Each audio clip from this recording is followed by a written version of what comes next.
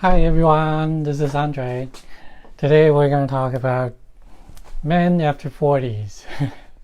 How to get your mojos back.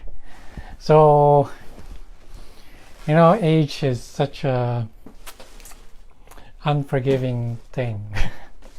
We all get old and the function of our body decreases as we age, right? So before I can tell you how to get your mojos back, we need to know, we need to give you a proper diagnosis. We need to find out what part of your body needs help, right? Not just talking about your manhood, but in more detail, in more of a Chinese medicine perspective. So in Chinese medicine, there's something called yin and yang. So I'm sure you've heard this term. But what does it mean in Chinese medicine? Yin is more like a structural or something you can see. So for example, let's talk about heart, right? So you can see the structure of the heart. You can see the blood going in and out of the heart. That's the yin part, things you can see. And the yang part is the function part. So if your heart has no yang, it's not moving, it's not beating. But just by looking at it, you cannot tell how strong the heart is, how strong it can beat. Also, the yang also means the temperature. So by looking at the organ itself, you can see what temperature is like. So that's the important concept of dividing anything into yin and yang in Chinese medicine.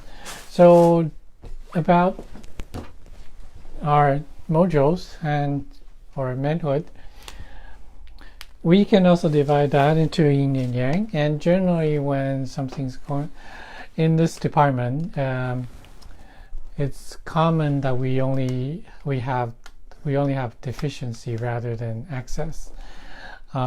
So it's more common we see the deficiencies. So dividing that into yin and yang deficiency, and let's talk about what kind of symptoms you might experience, or what symptoms can be like a very early signs of something more problematic down the road. So the first department we need to look at is the urination. So after age 40, some people might find the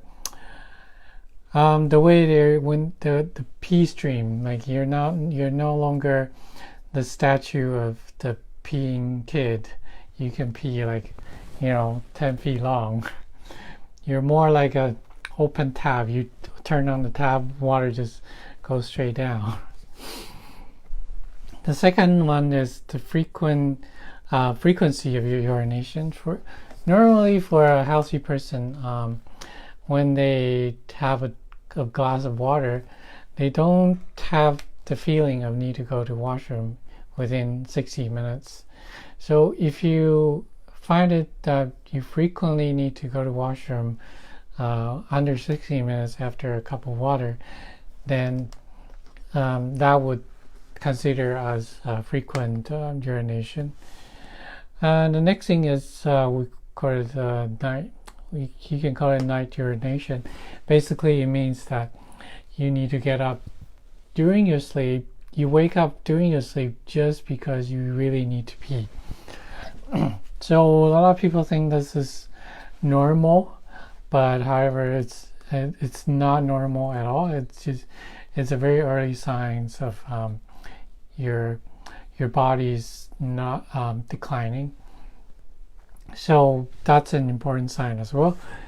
And the fourth one is some people can feel unfinished after their urination. So when you go to the bathroom after you pee, you pull out your pants and you're ready to buckle your belt, but then you realize, oh, I still have a little bit unfinished. I have to pull down my pants again or unzip my pants to finish what wasn't finished.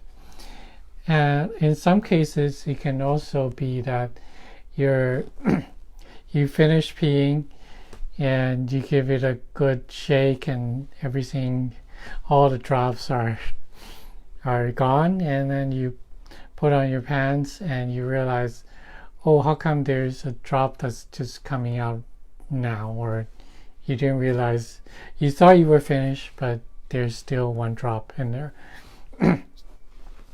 The next department is sweating, perspiration. So people with like a male with like sometimes with sexual issues or it's very early signs of sexual problem, they can find their crotch being very clammy or very damp with sweat, even though it's not hot in the room or outside. It can be kind of wet and clammy, dampy. That's also a very early telltale sign of what might lead in future. And now back to the most important part. Sorry, I feel like we need to move this camera a little bit closer. Okay. So in the sexual department, some people might find their sex drive is much lower at this age compared to when they're a teen or when they're in their 20s, but that's the normal. However, about age 40, you're looking at maybe 3 times a week, twice a week, depending on the people. If you're still if it's less than that, we can consider that it's a low sex drive.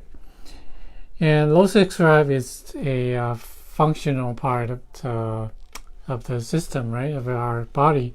So it's also considered a young type of issue, young deficiency type of issue. Second thing is not hard enough or can't get it up. That again is also a yang issue, and the organ that's responsible for this part is mostly the kidneys. In Chinese medicine, kidney governs our our sexual reproductive function as well as our urination. That's why I included that in there. And another important organ is the heart. So heart has to be strong enough to supply blood to your genitals. So that's why you see Viagra or Cialis commercials. They at the end they'll usually give warnings about people with heart problem should not take it because it's forcing your heart to work extra hard. If you already have a heart problem, and taking Viagra or Cialis can have more issue causing heart damage or weakening your heart because it's making it working extra hard. Also, liver can also have a play in this too. Liver meridian, sorry I keep pulling on the cord. Liver meridian goes around our genitals, so if anything wrong with our liver, then there might be an issue with getting erections. And the third one is being too quick, so ejaculated too quick or before you're fully erect, or you last shorter than before. So again, it's a functional part of our sexual reproductive organ. The major organ that's governing this is kidney, as I said, and also another organ that's responsible for that is the spleens. So in Chinese medicine, spleens has spleen governs qi. Qi is like an energy that holds things together. So for example, like if somebody has a spleen deficiency, they might tend to sweat very easily because their body does not have the force to hold the sweat. And early ejaculation can be considered as part of this as well, because your spleen is not able to hold the semen in long enough. So kidney and spleen for this one. And next one is weak orgasm. So again, that's also the kidney part. Orgasm, we need to have you need to have a lot of force in your genitals, in your pelvis area, to have a strong orgasm. So if it's your kidneys are too weak, then you're lacking this power. Maybe before, when you're in your 20s, you can give your girlfriend a pearl necklace without every time, no problem. But now you realize you have having trouble reaching to her belly button, right? So that's pretty common as well, because with age, things are getting we're getting weaker, and our functions are getting lower as well. And next one is being tired. So like after having sex, after having orgasm, you feel very, very sleepy, very tired. All you want to do is just have a nap. So maybe you didn't have this issue before when you were younger. Now as your body gets weaker, you do need that rest to help kind of replenish the energy that you lost, and also the fluid that you lost. Your body needs to regenerate it, and the best part to do this is by sleeping and resting.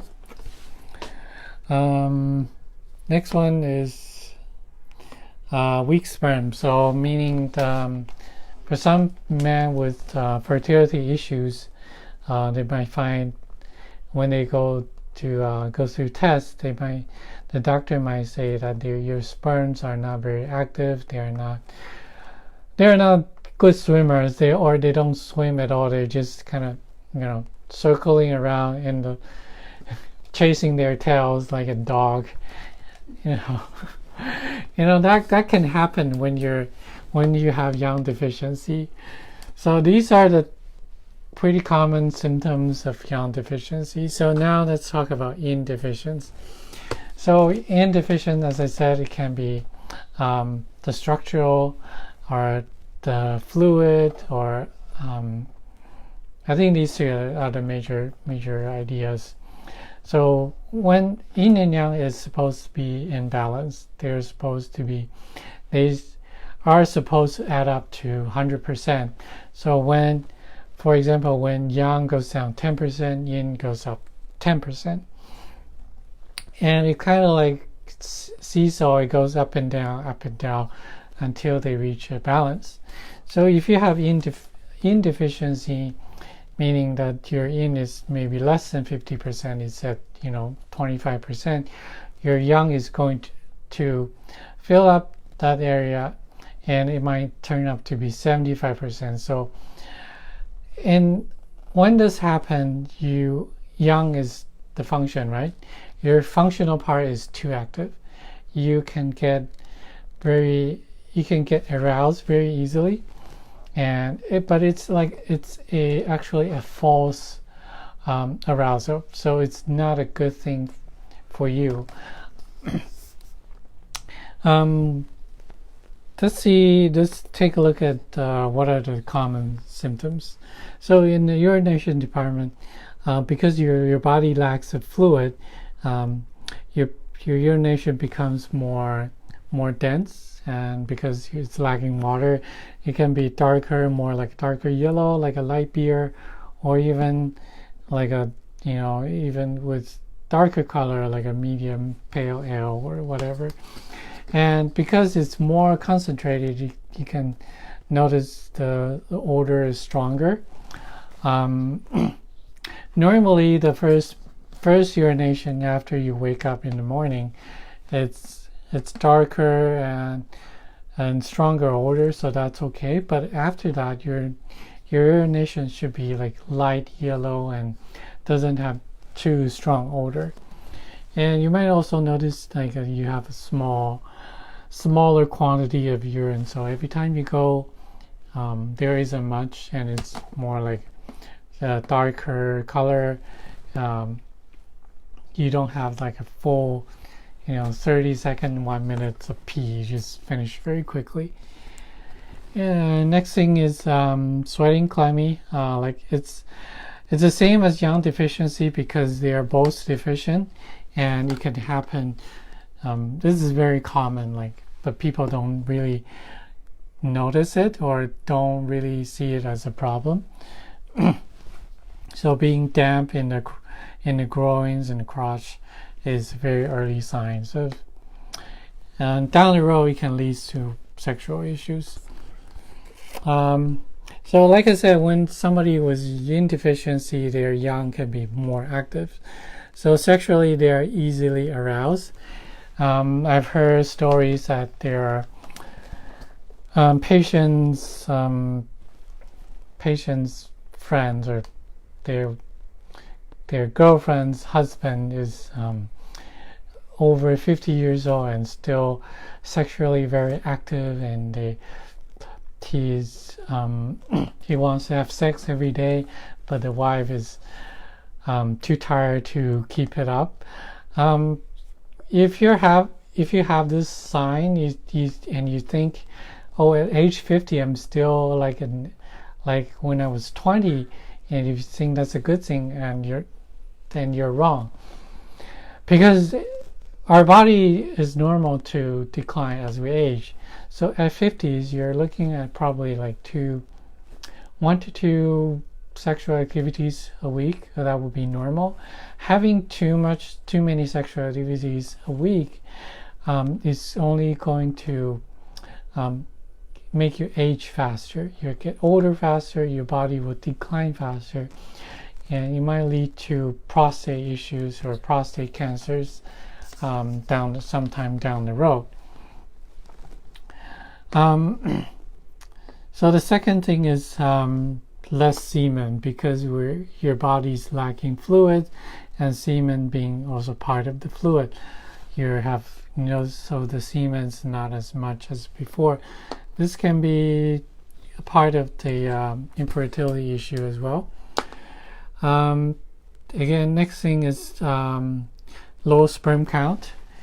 Sperm, something you can see, is also part of the yin, right? The activity of the sperm will be yang. The sperm itself will be yin. It's your essence. It's your body fluid that's lacking.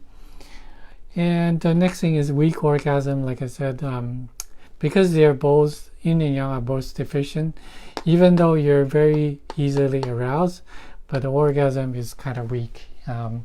After ejaculation, you don't get the really satisfactory feeling.